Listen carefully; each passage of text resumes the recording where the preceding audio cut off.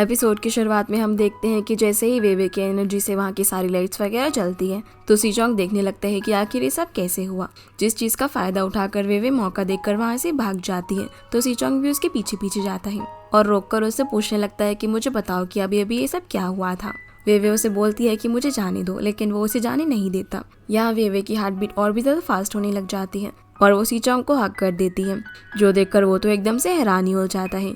अब जब वेवे की हार्ट बीट नॉर्मल हो जाती है तब वो उसे दूर हट जाती है और सीचोंग उससे पूछता है कि बताओ मुझे यहाँ पर ये सब क्या हो रहा है। तब भी वेवे उसे कुछ नहीं बताती, पर जब वो पुलिस को बताने की बात कहता है तो वेवे उसे रोककर बता देती है कि उसकी बॉडी इलेक्ट्रीफ्यूरियस है और मैंने अभी अभी तुम्हें इसलिए हक किया था क्योंकि मैं फिर से तुम्हें शॉक नहीं देना चाहती थी, वरना तुम्हें फिर से इल्यूजन हो जाता कि तुम मुझसे प्यार करते हो। सीचोंग उसे बोलता है लेकिन ये सब तो बिल्कुल रियल लगता है, जब भी मैं तुम्हारी आंखों में दिखता हूँ तो मेरी हार्ट बीट फास्ट हो जाती है। लेकिन वेवे उसे ये बोलकर चली जाती है कि ये सब सिर्फ एक इल्यूजन है। सीचोंग अब काफी गुस्से में स्विमिंग प्रैक्टिस करने के लिए जाता है, जहाँ वो इस बार काफी फास्ट स्विम करता है, जो देखकर डिंग खुश के साथ साथ काफी हैरान भी हो जाता है। लेकिन सीचोंग काफी गुस्से में था।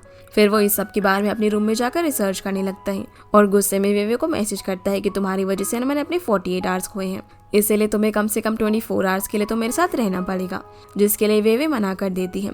लेकिन अगले दिन सीचोंग खुद ही वेवे के पास चला जाता है और ब्रेकफास्ट ऑर्डर करता है, जिसके लिए वो उसे ही पे करने को बोलता है। और अब क्योंकि सीचोंग को उसका सीक्रेट पता था, इसलिए कोई चारा ना होने पर वेवे को मानना ही पड़ता है। पर सीचोंग यहीं पर ही नहीं रुकता, वो वेवे से अपना सारा काम कराता है। जिन दोनों को इस तरह डाइशी भी देख लेती है और वो और ज्यादा गुस्से में आ जाती है। तभी उसकी टक्कर डिंग से हो जाती है, जिसे देखकर उसे ऐसा लगता है कि वो ना उसे पसंद करता है, इसलिए बार बार उसके सामने आ रहा है, इसलिए वो उसे ही सुनाकर चली जाती है। और डिंग बोलता है कि तुम्हारे जैसी सेल्फ ऑब्सेस्ड लड़की ना मैंने आज तक नहीं देखी, भला तुम्हें कौन लाइक करेगा। ये बोलकर वो भी चला जाता है। इधर पूरे दिन काम करवाने के बाद सीचोंग वेवे को जाने को बोलता है और बोलता है कि कल हम फिर से कंटिन्यू करेंगे। वेवे बोलती है फिर से कि तुमने तो सिर्फ 24 आवर्स बोला था। सीचोंग बोलता है कि अभी तो सिर्फ कुछ घंटे ही हुए हैं ना, तुम्हें तो पूरा 24 आवर्स तक मेरे साथ रहना है, इसलिए हम कल भी कंटिन्यू करेंगे। लेकिन वेवे उसे मना करके यहाँ से चली जाती है। रात में हम वेवे को देखते हैं जो कि कल की क्लास के लिए पीपीटी तैयार कर रही होती है, जिसे बनाकर वो यूशिन को भेज देती है और उसे भी कल क्लास में आने को बोलती है। लेकिन तभी उसकी पेट से आवाज आती है क्योंकि उसने दिन भर कुछ खाया नहीं था।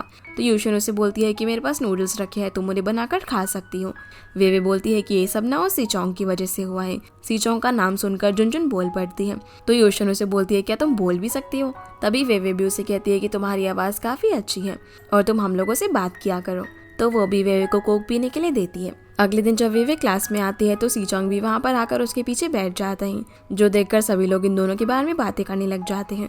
फिर जब टीचर क्लास में आकर वेवे का नाम पुकारती है तो वो कुछ भी जवाब नहीं देती, क्योंकि वो तो अपने ही ख्यालों में खोई हुई थी। इसलिए सीचोंग उसे पीछे से टच करता है, जो देखकर वो एकदम से खड़ी हो जाती है और बोलती है कि अब क्या चाहिए तुम्हें। पर जैसे ही उसे रियलाइज होता है कि टीचर भी उसे बुला रही थी तो वो उनसे सॉरी बोलती है और ली के साथ प्रेजेंटेशन देने के लिए बोर्ड पर चली जाती है। प्रेजेंटेशन खत्म होने के बाद सीचोंग वेवे से इलेक्ट्रिसिटी के बारे में सवाल करने लगता है, जिस वजह से वो काफ़ी नर्वस हो जाती है और कोई भी जवाब नहीं देती। क्लास के बाद भी सीचोंग उसके पीछे पीछे जाता है और उसे बोलता है कि तुमने 24 घंटे मेरा अटेंडेंट बनने का प्रॉमिस किया था। और वो फिर से उसे इलेक्ट्रिसिटी के बारे में बोलने लगता है। तो वेवे गुस्से में उसे बोलती है कि क्या तुम इलेक्ट्रिसिटी के बारे में बोलना बंद करोगे। सीचोंग बोलता है कि अच्छा तो क्या मैं तुम्हें पिकाचू बुला सकता हूँ, जिसके लिए वेवे मना करके यहाँ से चली जाती है। जिसके बाद सीचोंग काफी गुस्से में कैफेटेरिया में बैठा होता है। तभी वहाँ पर डिंग आता है, जो उससे बोलता है कि तुम्हें क्या हो गया, क्या अभी तक तुमने वेवे पर गिव अप नहीं किया। सीचोंग बोलता है कि उसके और मेरे बीच में कुछ नहीं और तुम अपने काम पर ध्यान दो, इसलिए वो भी बेचारा चुप हो जाता है। जिसके बाद हम पेंगपाई को देखते हैं, वो जिस कंपनी में काम करता है उसका बॉस उसे अपने साथ सीचोंग के घर लेकर जाता है, जहाँ वो उसके पेरेंट्स से उसे एक स्पोर्ट्स सेलिब्रिटी बनाने की बात कह रहे होते हैं और बोलते हैं कि वो स्पोर्ट्स में तो काफ़ी अच्छा है ही, साथ ही साथ वो काफ़ी हैंडसम भी है, इसीलिए आपको इसके बारे में ज़रूर सोचना चाहिए। कॉलेज में हम वेवे को देखते हैं, जो कि अपने मसाज क्लब का फॉर्म फिल करके काउंसिलर के पास जाती है उस पर साइन करवाने के लिए। लेकिन वो उस पर साइन करने की बजाय वेवे से काफ़ी सारा काम करवाता है और उसे कुछ पोस्टर्स पूरे कैंपस में चिपकाने को बोलता है। जब वेवे ये सब कर देती है तब वो बोलता है कि अरे ये तो पिछले साल की पोस्टर्स हैं, तो तुम इन सभी को निकाल दो। जो सुनकर वेवे को गुस्सा आता है और वो ये सब करने से मना कर देती है। तो काउंसलर से धमकी देता है कि क्या तुम्हें अपने फॉर्म पर साइन नहीं कराने। उसी वक्त वहाँ पर सीचोंग आ जाता है, जो काउंसलर को वेवे से पंगा लेने से मना करता है और वेवे को बोलता है कि तुम इसे इलेक्ट्रीफाई कर दो, जो सुनकर वेवे उसे चुप कराने के लिए उसके मुंह पर हाथ रख देती है। और सीचोंग गुस्से में काउंसलर से बोलता है कि तुम्हारे पास पावर्स है, इसका मतलब तुम यही नहीं कि तुम स्टूडेंट्स को बुली करोगे। वो उसे और भी चीज़ें बोलने लगता है, जिससे डरकर काउंसलर यहाँ से भाग जाता है और वेवे को बोलता है कि अगर तुमने पोस्टर्स नहीं उतारे तो मैं तुम्हारे फॉर्म पर साइन नहीं करूँगा। ये सब सुनकर वेवे काफ़ी अपसेट होकर यहाँ से जाने लगती है, तो सीचोंग भी उसके पीछे पीछे जाकर उसे माफ़ी मांगता है और बोलता है कि ये सब मेरी ही गलती है, मैं अब से इलेक्ट्रिसिटी के बारे में तुमसे बिल्कुल भी बात नहीं करूँगा, लेकिन अगर तुम्हें फिर भी मुझ पर गुस्सा आ रहा है तो तुम मुझे इलेक्ट्रीफाई कर दो। जो सुनकर वेवी बोलती है कि तुम फिर से और तुम नहीं समझोगे। तो सीचोंग बोलता है कि ऐसा नहीं है, मैं समझ सकता हूँ कि पहले भी तुम्हारे साथ इस इलेक्ट्रिसिटी की वजह से मिसअंडरस्टैंडिंग हो चुकी है। अब यहाँ से हमें पास्ट का सीन दिखाया जाता है। जब वे स्कूल में थी तो वो गलती से लोगों को शॉक दे दिया करती थी, जिस वजह से उन्हें लव इल्यूजन हो जाता था और लोगों को ये मिसअंडरस्टैंडिंग होने लगी कि वेवे एक बेकार लड़की है जो हर दिन बॉयफ्रेंड बदलती रहती है। यहाँ तक कि वेवे का साथ उसके बेस्ट फ्रेंड ने भी छोड़ दिया था। वो ये सारी चीज़ें सीचोंग को बता रही होती है और उसे बताती है कि इन सब चीज़ों की वजह से मुझे अपना स्कूल चेंज करना पड़ा और जब मैं दूसरे स्कूल में गई तो वहाँ पर मुझे दाइशी मिली और इसी वजह से उसने अपना इलेक्ट्रिसिटी वाला सीक्रेट सभी से छुपा कर रखा हुआ है। सीचोंग बोलता है कि मैं समझ सकता हूँ और क्या तुम इसीलिए अपना मेजर चेंज करना चाहती हो, जिस पर वे हाँ बोलती है। जिसके बाद हम सीचोंग को देखते हैं जहाँ कोच उसकी तारीफ करती है कि आजकल वो काफ़ी अच्छे से स्विम कर रहा है। तो डिंग बोलता है कि ये सब तो वेवे की प्यार का कमाल है, पर सीचोंग बोलता है कि नहीं ऐसा कुछ भी नहीं है। फिर कोच के जाने के बाद सीचोंग डिंग से पूछता है कि ऐसा कौन सा तरीका है जिससे ह्यूमन बॉडी की स्ट्रेंथ को बढ़ाया जा सकता है। तब वो उसे काफ़ी सारे अजीब तरीके बताता है। इसलिए सीचोंग इस सब के बारे में खुद ही रिसर्च करने लगता है, लेकिन फिर भी उसे कुछ नहीं मिलता और तभी उसे रियलाइज़ होता है कि जब भी वेवे उसे शॉक देती है तब वो काफ़ी फास्ट स्विम करता है। इसलिए वो रात में वेवे को कॉल करके मिलने को बुलाता है। रात में जब वेवे उससे मिलने के लिए आती है तो सीचोंग उसे टाइम रिकॉर्ड करने का बोलकर स्विमिंग करने चला जाता है और वो 51 सेकंड्स पे अपनी रेस कंप्लीट करता है, जो देखकर वेवे बोलती है कि तुमने मुझे इस काम के लिए यहाँ पर बुलाया है। तब वो उसे खुद को इलेक्ट्रीफाई करने को बोलता है, जो सुनकर वेवे कहती है कि तुम फिर से शुरू होकर यहाँ से चली जाती है। सीचोंग भी उसके पीछे पीछे जाकर उसे रोकता है। यहाँ जैसे ही वेवे उसकी बॉडी देखती है तो वो काफ़ी शर्मा जाती है और वो उसे शॉक देने से मना करने लगती है। सीचोंग बोलता है कि क्या तुम्हें डर है कि मैं फिर से तुम्हें लाइक करने लग जाऊंगा? तुम चिंता मत करो, इस बार जब तुम मुझे इलेक्ट्रीफाई करोगी ना तो मैं अपनी आंखें बंद कर लूंगा। लेकिन वेवे फिर भी उसे इलेक्ट्रीफाई करने से मना कर देती है। उसी वक्त वहाँ पर 2 लड़के आ जाते हैं जो कि इन दोनों को इस तरह देखकर गलत समझने लगते हैं। तो वेवे सीचोंग को यहाँ से जाने को बोलती है, जिस बीच उससे गलती से सीचोंग का टॉवल गिर जाता है और वो सीचोंग की बॉडी देखकर फिर से ऑकवर्ड फील करने लगती है और यहाँ से जाने लगती है, लेकिन वो उसे रोक लेता है, जिससे वेवे का हाथ सीधा उसकी चेस्ट पर लगता है। जहाँ वेवे उसे बोलती है कि जब तक तुम मुझे रीज़न नहीं बताओगे तब तक मैं तुम्हें इलेक्ट्रीफाई नहीं करने वाली।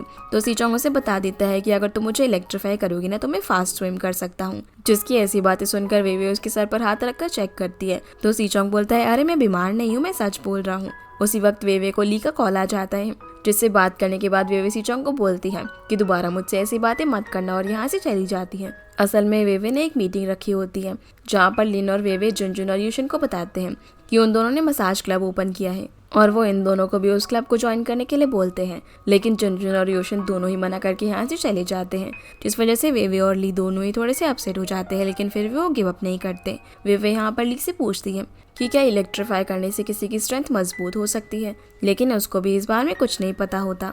जिसके बाद हम सीचोंग को देखते हैं जो सोचता है कि अगर वेवे मेरी मदद नहीं करेगी तो मैं खुद को इलेक्ट्रीफाई कर लूँगा, और वो इंटरनेट से देखकर काफ़ी सारे तरीके अपने ऊपर ट्राई करता है, लेकिन वो हर बार फेल हो जाता है। इधर वेवे आज अपनी फिजिकल मसाज की क्लास लेने के लिए जाती है, जहाँ टीचर उसे देखते ही डांटने लगते हैं और उसे क्लास से बाहर निकाल देते हैं, क्योंकि हर बार उसकी जगह क्लास दाइशी लिया करती थी, लेकिन अब तो वो उससे नाराज थी, इसलिए वेवे ये क्लास लेने के लिए आई हुई थी। जब वेवे बाहर होती है तब उसे वहाँ पर पेंगपाई मिलता है और ये दोनों कॉफी शॉप में चले जाते हैं। वेवे उसे यहाँ पर सॉरी बोलती है क्योंकि उस दिन वो सीचोंग के साथ अचानक से चली गई थी, लेकिन पेंगपाई इस बात को ज़्यादा माइंड नहीं करता और उसे बोलने लगता है कि तुम और सीचोंग काफ़ी क्लोज हो, तो क्या तुम्हें पता है कि सीचोंग ने स्विमिंग में इतना अच्छा होने के बावजूद भी नेशनल टीम ज्वाइन क्यों नहीं की? मैं जिस कंपनी में इंटर्नशिप कर रहा हूँ वहाँ के लोग गेस कर रहे थे कि इस चीज के सिर्फ 2 ही रीजन हो सकते हैं, या तो उसे कोई सीरियस इंजरी हुई है या फिर वो अब्रॉड जाने के बारे में सोच रहा है। तभी वेवे को याद आता है कि सीचोंग उसे अपना घुटना टच करने नहीं दे रहा था और कल वो उसे इलेक्ट्रीफाई करके अपनी स्पीड बढ़ाने की बात कह रहा था, लेकिन वो पेंगपाई को इस सब के बारे में कुछ भी नहीं बताती और बोलती है कि मुझे नहीं मालूम। तो पेंगपाई उससे पूछता है कि क्या तुम कल फ्री हो, जिस पर वेवे हाँ बोल देती है। पेंगपाई कहता है ठीक है, तो फिर हम कल मूवी देखने के लिए चलते हैं, जिस पर वेवे भी मान जाती है। इधर हम सीचोंग को देखते हैं जो कि वेवे के मैसेज के रिप्लाई का वेट कर रहा होता है। तभी उसे बाहर ली मिलता है तो वो उससे पूछता है कि क्या तुम्हें पता है कि वेवे कहाँ पर है, तो वो उसे बता देता है कि वो तो कैफे में है। इसलिए सीचोंग भागकर वहाँ पर पहुँच जाता है और वेवे से बोलता है कि तुम भला मेरे मैसेज का जवाब क्यों नहीं दे रही थी। पर जैसे ही वो पेंगपाई को देखता है तो चुप हो जाता है और वेवे के साइड में आकर बैठ जाता है। पेंगपाई उसे अपनी कंपनी का कार्ड देते हुए बताता है कि हमारी कंपनी तुम्हें एक सेलिब्रिटी एथलीट बनाना चाहती है, तो इसके बारे में तुम्हारा क्या ख्याल है। सीचोंग उसे बोलता है कि मेरा तो सिर्फ एक ही सपना है कि मैं ओलंपिक्स में जाना चाहता हूँ। पेंगपाई उसे बोलता है कि एक एथलीट की लाइफ काफी रिस्की होती है, क्योंकि अगर उसे एक भी इंजरी हुई तो उसका पूरा करियर खराब हो जाता है, इसलिए तुम्हें इस ऑप्शन को भी कंसीडर करना चाहिए। तो सीचोंग बोलता है कि रिस्क तो हर चीज में होता है और उसे मना करके यहाँ से जाने लगता है। जाते जाते वो वेवे को भी अपने साथ ले जाता है। बाहर आकर वेवे उसे बेवकूफ बोलती है क्योंकि उसने इतनी अच्छी अपॉर्चुनिटी ठुकरा दी थी और पूछती है कि क्या तुम मुझसे कुछ छुपा तो नहीं रहे। तो सीचोंग उसे पकड़कर एक जगह पर लेकर जाता है। वो उसे बताता है कि मैंने यहाँ के डॉक्टर से बात करके खुद को इलेक्ट्रीफाई करने के लिए ये मशीन उधार ली है। ये सब बताकर वो खुद को मशीन से थेरेपी देने लगता है, जिसमें वेवे उसकी मदद करती है, जो देखकर सीचोंग बोलता है कि तुम तो थेरेपी के लिए परफेक्ट हो। जो सुनकर वेवे उसकी तरफ देखती है और क्योंकि ये दोनों एक दूसरे के काफी क्लोज थे तो वेवे काफी नर्वस होकर दूर हो जाती है और उसे बोलती है कि तुम मुझे ये बताओ कि तुमने अभी तक नेशनल टीम ज्वाइन क्यों नहीं की, क्या तुम मुझसे कुछ छुपा रहे हो। लेकिन सीचोंग उसकी बात को टाल देता है। तो वेवे उसे अपनी वॉच पहनाती है और बोलती है कि अगर तुम झूठ बोलोगे तो तुम्हारी हार्ट बीट फास्ट हो जाएगी, जिससे मुझे पता चल जाएगा।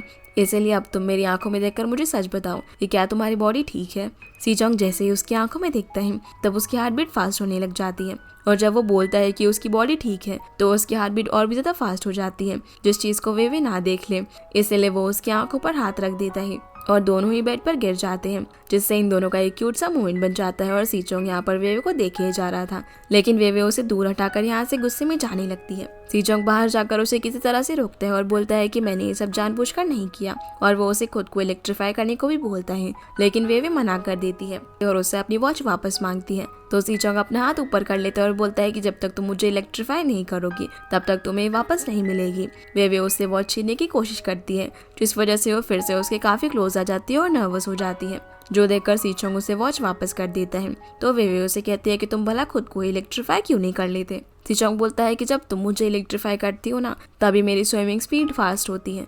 वेवे उसे बोलती है कि ऐसी बात नहीं है कि मैं तुम्हारी मदद नहीं करना चाहती, लेकिन मैंने कभी भी एक ही पर्सन को बार बार इलेक्ट्रीफाई नहीं किया है। तुमने देखा था ना कि पिछली बार जब मैंने तुम्हें फिर से इलेक्ट्रीफाई किया था तब तुम्हारी आवाज खराब हो गई थी। तो सीचोंग उसे बोलता है कि तुम चिंता मत करो, जो कुछ भी होगा वो सब मैं खुद ही हैंडल कर लूंगा, उस सब की रिस्पॉन्सिबिलिटी तुम्हें लेने की जरूरत नहीं है। वेवे फिर भी नहीं मान रही होती तो सीचोंग उसे पकड़कर बोलता है कि प्लीज मेरी मदद करो, स्विमिंग मेरे लिए बहुत ज्यादा इंपॉर्टेंट है। जिसकी ऐसी बातें सुनकर वेवे मान जाती है और वो उसे बास्केटबॉल कोर्ट में लेकर जाती है इलेक्ट्रीफाई करने के लिए, जहाँ वो कभी कूद कर तो कभी उछलकर अपनी हार्ट बीट फास्ट करने की कोशिश करती है, लेकिन कुछ भी नहीं हो रहा था। इसीलिए सीचोंग उसे एकदम से अपने पास खींच लेता है, जिस वजह से वेवे की हार्ट बीट फास्ट होने लगती है और वो भी अचानक से आंख बंद करके उसे हक कर लेती है ताकि शॉक लगते टाइम सीचोंग उसकी आंखों में ना देखे। अब जैसे ही सीचोंग को शॉक लगता है तो उसके बाल भी खड़े हो जाते हैं और वो फटाफट से वेवे को प्रैक्टिस करवाने के लिए लेकर जाता है, जहाँ वो काफी फास्ट स्विम करता है। इसके बाद वो वेवे को डिनर के लिए लेकर जाता है और उसे बोलता है कि अपने आप को चार्ज कर लो, क्या पता फ्यूचर में तुम्हारी एनर्जी खत्म हो जाए और तुम मुझे इलेक्ट्रीफाई ना कर पाओ। वेवे बोलती है कि तुम मुझ पर तो शक कर सकते हो, लेकिन मेरी इलेक्ट्रिसिटी पर ना कभी भी शक मत करना। सीचोंग बोलता है कि हाँ हाँ ठीक है, और फिर वो उसे अपने हाथों से खिलाने लगता है, जो देखकर वेवे उसे घूरती है और खुद ही खाना खाने लग जाती है, पर खाते वक्त उसके मुंह पर खाना लग जाता है। तो सीचोंग उसे अपने हाथों से साफ कर देता है, जो देखकर वेवे उसे देखती रह जाती है।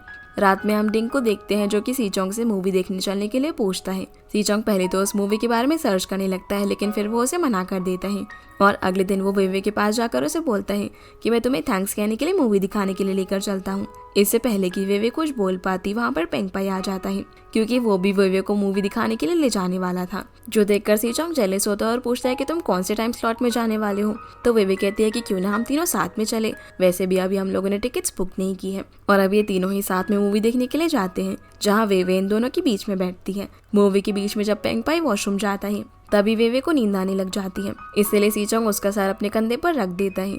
जो चीज जब वापस आकर पेंगपाई देखता है तब वो जेलेसी की वजह से वेवे को उठा देता है और यहाँ ये दोनों ही राइवल्स एक दूसरे को घूरने लगते हैं। मूवी के बाद जब ये लोग वापस आ रहे होते हैं तो सीचोंग रास्ते में वेवे को चिढ़ाने लगता है कि तुम तो आधी से ज्यादा मूवी में सोती रही थी। वेवे मना करने लगती है और दोनों एक दूसरे से फानी वे में बहस कर रहे होते हैं। तभी पेंगपाई बोल देता है कि वेवे को मूवी देखना पसंद नहीं है, वो तो थिएटर इसलिए जाती है क्योंकि वहाँ का एटमॉस्फेयर ना उसे बहुत ही रिलैक्स फील कराता है। जो सुनकर सीचोंग फिर से जेलस हो जाता है कि पेंगपाई तो पहले से ही उसके बारे में काफी सारी चीजें जानता है और वो वेवे को कल मिलने का बोलकर यहाँ से चला जाता है। जिसके जाने के बाद पेंगपाई वेवे से पूछता है क्या तुम कल फ्री हो, लेकिन वेवे मना कर देती है। तो फिर वो उससे बोलता है कि चलो मैं तुम्हें तुम्हारे हॉस्टल तक छोड़ देता हूँ, लेकिन इसके लिए भी मना करके वेवे यहाँ से चली जाती है और पेंगपाई अपसेट हो जाता है। अगली सुबह सीचोंग को हम बास्केटबॉल कोर्ट में देखते हैं। तभी वहाँ पर वेवे आती है और बोलती है कि तुमने मुझे इतनी सुबह क्यों बुलाया, मेरी नींद भी ठीक से पूरी नहीं हुई है और देखो मुझे तो डार्क सर्कल्स भी आ गए होंगे। सीचोंग उसके पास जाकर देखने लगता है और बोलता है कि अच्छा तुम्हें नींद आ रही है तो चलो बास्केटबॉल खेलते हैं, लेकिन वेवे बोलती है कि इस सब के लिए मेरे पास टाइम नहीं है, इधर आओ मैं तुम्हें जल्दी से इलेक्ट्रीफाई कर देती हूँ, फिर मुझे जाना है। लेकिन जैसे ही सीचोंग वेवे का हाथ पकड़ता है तो कुछ भी नहीं होता। सीचोंग बोलता है वेवे कहीं तुम्हारी एनर्जी खत्म तो नहीं हो गई, पर वेवे बोलती है कि नहीं ऐसा नहीं हो सकता और बोलती है कि चलो मैं तुम्हें कल इलेक्ट्रीफाई करूंगी। ये बोलकर वो यहाँ से जाने लगती है, लेकिन सीचोंग उसे रोक देता है और कहता है कि अगर तुमने ये बास्केटबॉल मुझसे छीन कर दिखा दी तब तुम यहाँ से जा सकती हो। वेवे उसे मना करके पीछे होने लगती है, पर वो फिसलने वाली होती है तो सीचोंग उसे बचाने के लिए अचानक से अपनी तरफ खींच लेता है, जिससे वेवे की हार्ट बीट एकदम फास्ट हो जाती है और उसकी बॉडी से इलेक्ट्रिसिटी निकलकर सीचोंग की बॉडी में चली जाती है। उसी वक्त वहाँ पर पेंगपाई भी आ जाता है, जो कि इन दोनों को इस हालत में देख लेता है, जिसे देखकर ये दोनों भी पीछे हो जाते हैं और सीचोंग बोलता है कि वेवे तुम्हारे अंदर तो काफी ज्यादा इलेक्ट्रिसिटी है। वेवे अब यहाँ से चली जाती है और पेंगपाई भी उसके पीछे पीछे जाता है। सीचोंग भी उनके पीछे जाने वाला था, लेकिन तभी उसे एक कॉल आ जाता है, इसलिए वो यहाँ से चला जाता है। असल में उसका एक फ्रेंड भी कॉलेज में एक क्लब बनाना चाहता था, पर जो काउंसलर होता है वो बोलता है कि अगर सीचोंग मुझसे माफी मांगेगा ना तभी मैं तुम्हारे पेपर्स पर साइन करूंगा, पर सीचोंग ऐसा करने से मना कर देता है। जिसके बाद हम वेवे को देखते हैं, जो पेंगपाई से बोलती है कि अच्छा तुम्हें मेरा सीक्रेट हाई स्कूल से ही पता है, जिस पर वो हाँ बोलता है और बोलता है कि मैंने तुम्हें स्कूल में एक दिन वीडियो गेम्स चार्ज करते हुए देखा था। फिर वो उससे पूछता है कि क्या सीचोंग को भी इस बारे में पता है, तो वेवे हाँ बोल देती है, लेकिन चिंता मत करो वो किसी को नहीं बताएगा। पेंगपाई बोलता है कि क्या तुम्हें उस पर इतना ट्रस्ट है क्योंकि वो तुम्हें लाइक करता है इसलिए। अब वेवे पहले तो उसे बताने लगती है कि वो सब तो शौक की वजह से हुआ था, लेकिन फिर वो इन सब बातों को टालकर उसे बाय बोल के चली जाती है। जब वो सीचोंग के पास होती है तब उसे बता देती है कि पेंगपाई को भी उसके सीक्रेट के बारे में हाई स्कूल से ही पता है। तो वो बोलता है कि अच्छा क्या तुम्हें उस पर ट्रस्ट है कि वो किसी को नहीं बताएगा। वेवे कहती है कि कम से कम वो तुम्हारी तरह तो नहीं है जो इलेक्ट्रिसिटी बोलकर पूरे कैंपस में ढिंडोरा पीट देगा। तभी सीचोंग उसके पास जाकर उसे बोलता है कि तुम चिंता मत करो, मैं तुम्हारे इस सीक्रेट के बारे में किसी को भी नहीं बताऊंगा और अगर किसी ने तुम्हें बुली किया ना तो मैं उसे छोड़ूंगा नहीं। ये बोलकर वो उसके कंधे पर हाथ रख देता है। वेवे बोलती है ये क्या कर रहे हो तुम, और उसका हाथ हटाने लगती है, लेकिन सीचोंग अपना हाथ नहीं हटाता और उसे झटके से अपनी तरफ खींच लेता है, जहाँ दोनों एक दूसरे को देखते रह जाते हैं, लेकिन फिर ऑकवर्ड होकर दूर हो जाते हैं। रात में सीचोंग यूनियन एसोसिएशन की अकाउंट बुक चेक कर रहा होता है, जिसमें वो अपनी मॉम की भी हेल्प मांगता है, जिससे उसकी मॉम समझ जाती है कि वो वेवे के लिए ये सब कर रहा है। अगले दिन स्विमिंग प्रैक्टिस के टाइम सीचोंग का परफॉर्मेंस बिल्कुल भी अच्छा नहीं होता, जिस वजह से कोच उसे डांटने लगती है और बोलती है कि कल रात आके तुम क्या कर रहे थे, देखो तुम्हारे डार्क सर्कल्स भी नजर आ रहे हैं। आगे सीचोंग डिंग को इस बारे में बता देता है कि कल रात वो स्टूडेंट यूनियन के अकाउंट्स को चेक कर रहा था, जिसमें उसने स्टूडेंट्स के पैसों की हेराफेरी की हुई है। शारियो उससे पूछता है कि ये सब तुम किस लिए कर रहे हो, तो डिंग उसे बता देता है कि ये सब तो वो वेवे के लिए कर रहा है, जिस पर सीचोंग उसे डांट कर चला जाता है। जिसके बाद हम वेवे और ली को देखते हैं, जो कि टीचर के पास अपना मसाज क्लब फॉर्म सबमिट कराने के लिए जाते हैं, लेकिन टीचर उसे एक्सेप्ट नहीं कर रहे होते क्योंकि उस पर काउंसलर के साइन नहीं थे।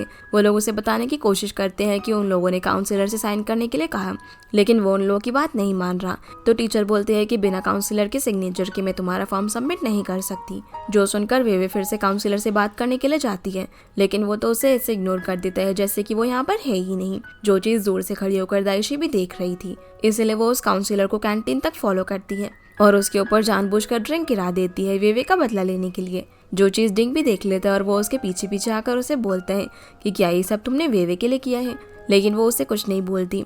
यहाँ पर वो उसे ये भी बता देता है कि वेवे मसाज क्लब खोल रही है, जो सुनकर दाइशी को गुस्सा आ जाता है कि वो उसको कुछ भी नहीं बता रही और वो यहाँ से जाने लगती है। डिंग भी उसके साथ साथ जाता है और बोलता है कि चलो डिनर पर चलते हैं, इधर हम वेवे को देखते हैं जो बेचारी काफी परेशान बैठी हुई थी क्योंकि उसे समझ नहीं आ रहा था कि अब वो क्या करे। तभी उसके पास जिंग का मैसेज आता है जो उसे बता देता है कि कैसे दाइशी ने काउंसलर से उसका बदला लिया और तुम दोनों के बीच में जो भी प्रॉब्लम है उसे सॉल्व कर लो क्योंकि तुम्हारे बिना दाइशी भी काफी दुखी है। वेवे अब सीधा कैफे में जाती है जहाँ जाकर वो दाइशी के लिए एक स्ट्रॉबेरी केक ऑर्डर कर देती है क्योंकि ये उसका फेवरेट था। पर तभी सीचोंग का कॉल आ जाने से वो यहाँ से चली जाती है। सीचोंग वेवे से मिलकर उसे मिल्क टी पीने के लिए देता है जो देखकर वो काफी खुश हो जाती है क्योंकि उनके कॉलेज के आसपास तो मिल्क टी की कोई शॉप थी ही नहीं। अब वो उसे काफी मजे से पीने लगती है तो सीचोंग उसे देखे ही जा रहा था। वेवे बोलती है कि तुम्हें क्या हुआ है, क्या तुम्हारा भी मिल्क टी पीने का मन कर रहा है? लेकिन अफसोस तुम तो एक एथलीट हो ना, तुम ये सारी चीजें नहीं खा पी सकते। ये सब बोलकर वो उसे टीज करने लगती है तो सीचोंग उसके हाथ से कप छीन कर सिप कर लेता है और बोलता है कि देखना मैं मिल्क टी पीने के बाद भी काफी अच्छा परफॉर्म कर सकता हूँ। जो सुनकर वेवे उसे देखने लगती है और फिर बोलती है कि अरे तुमने तो इसे झूठा कर दिया, अब मैं इसे कैसे पीऊंगी। सीचोंग अब उसे डॉम के बाहर तक छोड़ने के लिए आता है तो वेवे उसे बोलती है कि अगर तुम्हें अगली बार मिल्क टी पीना हो ना तो अपने लिए अलग लेकर आना। ये सब बताते हुए ड्यूरियन कैंडी पील कर रही होती है तो सीचोंग भी यहाँ से जाने लगता है और बोलता है कि मैं तुमसे बाद में मिलूंगा, लेकिन वो उसे बाद में मिलने से मना करती है और बोलती है कि मैं काफी बिजी हूँ। तो सीचोंग बोलता है कि क्यों, क्या हम दोनों फ्रेंड्स नहीं हैं? वेवे बोलती है कि हम दोनों तो काफी अलग हैं, तो भला हम फ्रेंड्स कैसे हो सकते हैं? जो सुनकर सीचोंग उसके हाथ से ड्यूरियन कैंडी लेकर खा लेता है जिसका टेस्ट उसे काफी बेकार लगता है, लेकिन फिर भी वो उसे खाने लगता है और बोलता है कि अब तो हम फ्रेंड्स हुए ना। ये बोलकर वो यहाँ से चला जाता है। जो देखकर वेवे भी काफी खुश होने लगती है, लेकिन फिर वो किसी तरह से खुद को कंट्रोल करती है। अगले सीन में हम दाइशी को देखते हैं जो कि अपना स्ट्रॉबेरी केक पिक करने के लिए आती है, लेकिन उसे पता नहीं था कि ये किसने उसके लिए ऑर्डर किया है। इसीलिए वो जब डिंग को वहाँ पर बैठा हुआ देखती है तो उसे लगता है कि शायद उसने ही उसके लिए ऑर्डर किया होगा। वो उसके पास जाकर बोलती है कि ये सारी ना काफी पुरानी ट्रिक्स हैं। मुझे पता है कि मेरी जैसी लड़की ना तुम्हारी ड्रीम गर्ल होगी, लेकिन अपनी फीलिंग्स को थोड़ा संभाल कर रखो। जो सुनकर डिंग बोलता है कि आखिर तुम ये सब क्या बकवास कर रही हो, क्या तुम केक के बहाने मुझ पर लाइन मार रही हो? उसी वक्त वहाँ पर यूशन आ जाती है जो उसे बताती है कि ये केक तो वेवे ने तुम्हारे लिए ऑर्डर किया है। जो सुनकर वो काफी खुश और एम्बैरेस दोनों ही हो जाती है, इसलिए वो यहाँ से चली जाती है। जिसके बाद हम वेवे को देखते हैं जो कि अपने एसोसिएशन के फॉर्म पर साइन करवाने के लिए काउंसिलर के कहने पर मोप कर रही होती है, लेकिन वो जानबूझकर फ्लोर को गंदा कर देता है। जो देखकर वेवे उसे ऐसी चीप हरकतें करने से मना करती है तो वो उल्टा उसे ही बोलने लग जाता है। उसी वक्त वहाँ पर पेंगपाई आ जाता है और वो काउंसलर को वेवे को बुली करने से मना करता है। जो देखकर काउंसलर बोलता है कि वेवे तुम्हारे कितने बॉयफ्रेंड्स हैं और तुम्हें तो मैं बाद में देख लूंगा। ये बोलकर वो यहाँ से चला जाता है। वेवे पेंगपाई को उसकी मदद करने के लिए थैंक्स बोलती है तो वो उसे उसकी फेवरेट ड्यूरियन कैंडी देता है और फिर वो उसे अपने साथ लाइब्रेरी चलने के लिए पूछता है, जिस पर वो मान जाती है। इधर सीचोंग यूनियन एसोसिएशन की अकाउंट बुक लाकर टीचर को दिखा देता है, जिससे टीचर को पता चल जाता है कि कैसे यूनियन काउंसिलर पैसों की हेराफेरी कर रहा है और वो इस चीज को रिपोर्ट करने के लिए सीचोंग को थैंक यू भी बोलती है। सीचोंग अब वेवे को कॉल लगाता है, लेकिन उसका कॉल पेंगपाई उठाता है क्योंकि वेवे लाइब्रेरी में बैठकर सो गई थी। वेवे का कॉल पेंगपाई को उठाता हुआ देखकर सीचोंग को काफी ज्यादा गुस्सा आ जाता है और वो उसके डॉम के बाहर ही जाकर उसका वेट करने लगता है। पेंगपाई जब वेवे को डॉम तक छोड़ने के लिए आता है तो वहाँ वो उसे उन ग्लव्स को देता है जो कि उसने हाई स्कूल से उसके लिए संभाल कर रखे थे। वेवे उसे लेने से मना कर देती है, लेकिन उसके रिक्वेस्ट करने पर वो मान जाती है। जो चीज दूर से सीचोंग भी देख रहा था और वो जेलस होकर वेवे को अपने साथ ले जाते हैं। जहाँ वो उससे पूछता है कि तुम दिन में पेंगपाई के साथ कहाँ पर थी, तब वो उसे बता देती है कि मैं लाइब्रेरी में थी जहाँ मुझे नींद आ गई थी।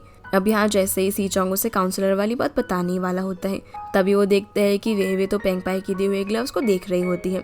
जो देखकर उसे काफी जेलसी फील होती है और वो उसके हाथ से उन ग्लव्स को छीन लेता है।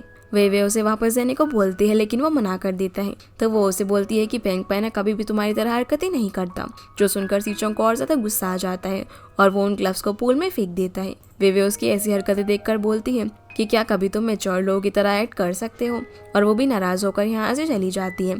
सीचोंग काफी गुस्से में तो था ही, इसलिए वो पूल में कूदकर उन ग्लव्स को ढूंढने लगता है जो कि उसे आखिर में मिल जाते हैं। फिर वो काफी गुस्से में अपने रूम में आता है जहाँ वो देखता है कि उसका फोन भी पानी में भीगने से खराब हो गया था और वो खुद से बोलता है कि आखिर मैं ये सब क्या कर रहा हूँ। इसी के साथ ये एपिसोड यहीं पर खत्म हो जाता है। तो गाइस ये थी आज की वीडियो एंड आई होप आप लोग को ये वीडियो पसंद आई होगी, तो इस वीडियो को लाइक कर चैनल को सब्सक्राइब जरूर कीजिएगा। आपसे फिर मिलते हैं अगले एपिसोड में, तब तक के लिए गुड बाय।